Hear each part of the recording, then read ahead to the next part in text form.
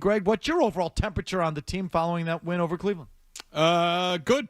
I mean, look, they are getting what's amazing, especially when it comes to Drake May, like they're getting highly efficient quarterback play and they're getting explosive plays. Usually one or two running, a few passing, and for him to play at an efficient level and be able to do that, the Patriots are going to be tough to beat. Now, I will say, Sunday against the Browns, I would not, and I do consider, I'm not an idiot, I do consider Drake May a legitimate MVP candidate, top 5, top 3, what have you.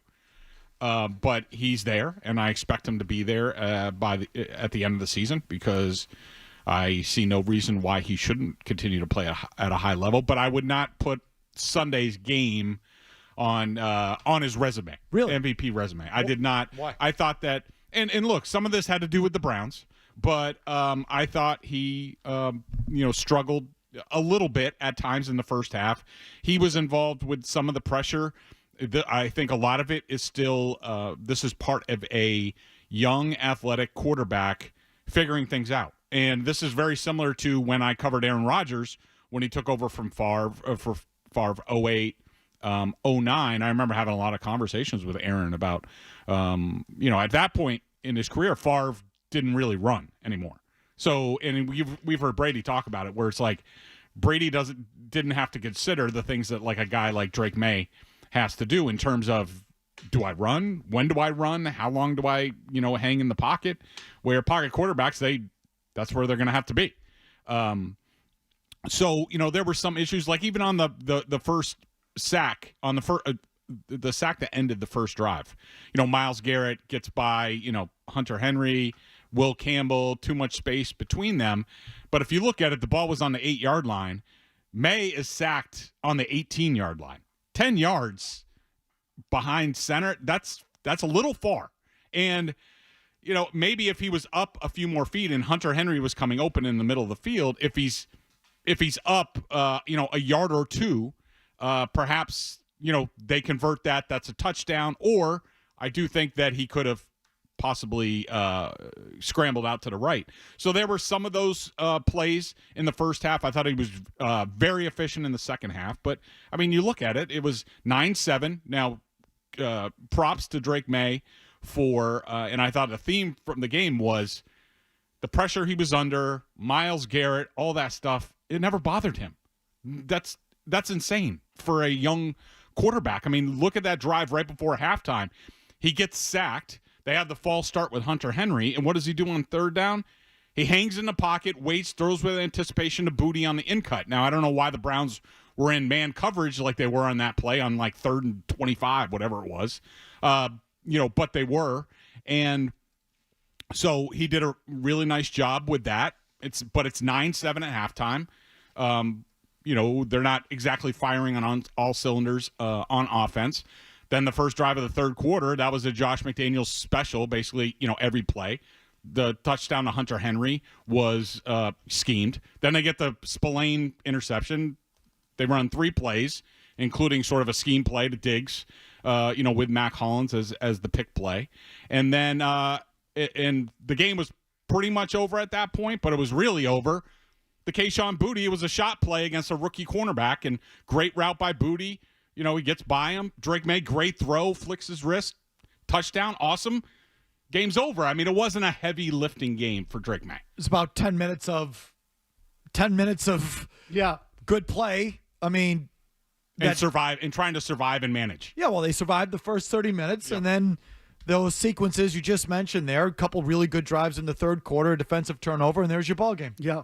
Hung in there and hit him with a couple of haymakers. But it's amazing how they, one of the things that's most surprising about this team is you look at it, they've done this like a few times. Like, the Panthers game, it was a little bit of a rock fight. Then they put the afterburners on. The Saints, they were down 16-14, and then they sort of win somewhat comfortably, by 6. The Titans game, Ward was great in the first half. The Patriots dust him in the second half, and then the same thing in this Browns game. Whereas, other teams wouldn't be able to do that. But I think that's what you get with the quarterback, the efficient play, and the big plays. That's That's what's really sort of distancing them from other teams, that they can hit these explosive plays all of a sudden in the second half thanks to Drake May, and boom, they're off to the races. More game thoughts and how they're playing and how they look at this moment with Greg Bedard, 617-779-0985. Thoughts on a little bit of news today. The Patriots extend Marcus Jones with a contract extension. I would say richly deserved. He's been one of their best players. I think he's been maybe a top 5 player for them this year. I don't know if that's an exaggeration. No, I don't think it is an exaggeration. I love the guy. So I think this is fascinating, given that Christian Gonzalez is up for a contract at the end of the year. If this were Belichick, you'd say, well, he's doing this to protect him against not having to pay Gonzalez or whatever. Are they related in some way, shape, or form? I wonder how Marcus Jones, I haven't seen any numbers. Have you, Greg? No. So I wonder how he's going to get paid. Is he, nickel back punt returner, third corner punt returner is not a premium contract. Correct. If you were him, would you hold out would you say to the Patriots, well, listen, I could play it out, be a free agent, be a starting corner, outside corner somewhere else. That's the kind of player I am.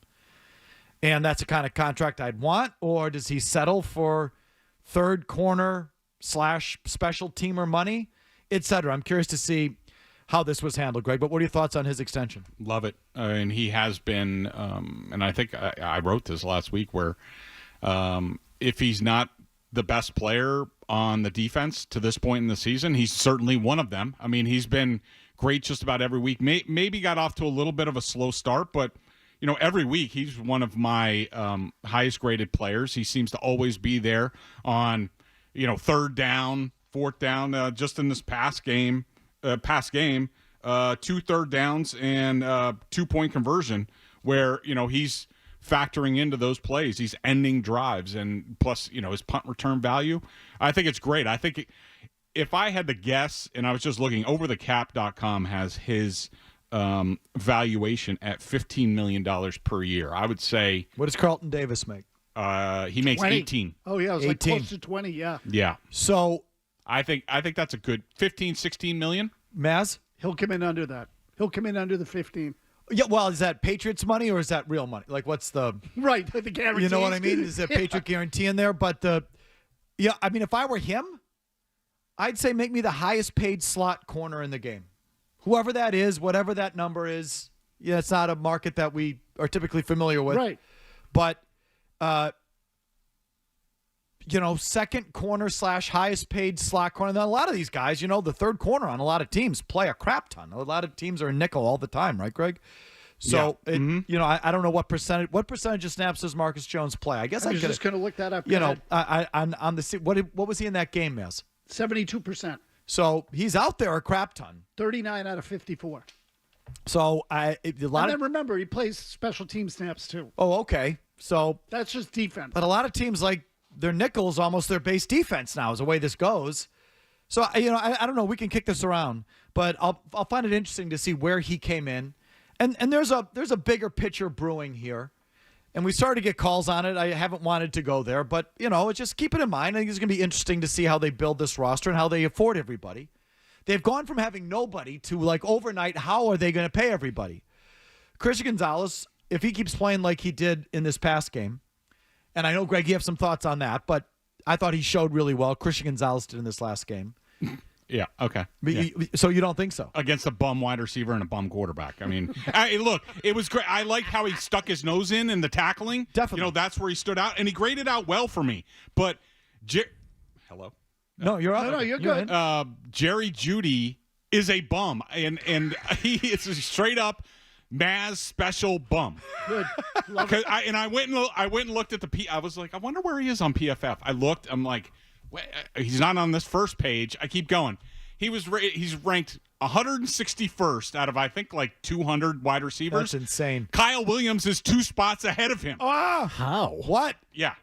How is right? It's because Jeudy leads the league in drops with 7. Okay, so Gonzalez cleaned up on a bad matchup. But Gonzalez is getting better. Well, He is. Well, Yep. but He played well. it doesn't matter, Greg. I mean, we know the truth.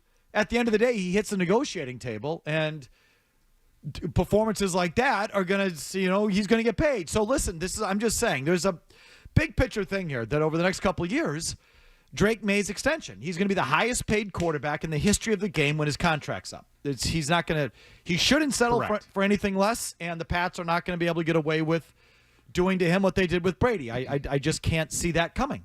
So how do they afford him? Christian Gonzalez is going to want to be. He's going to want more than Sauce Gardner just got. Did Sauce Gardner just become the highest paid corner in the history of the game? It's probably right there. So start to log all this and watch all this. And it's going to come out of somewhere.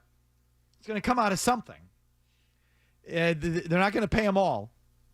And how they manage it and who they pay and what that means for you in free agency, what that means for another player who might be up for a contract, etc. How this all sort of fits together is going to be worth starting to keep track of. Because they are a cash-to-cap team, as we know, Greg, by now. So they're counting those dollars, as most teams do. So your thoughts on the Marcus Jones extension, the current temperature on the team, Christian Gonzalez, who we just hit on, I think is an interesting case because he's going to start. He's about to go on his contract run. You could feel it yesterday, or Sunday rather, that he's going to start to show out, and for good reason. He's a really good player.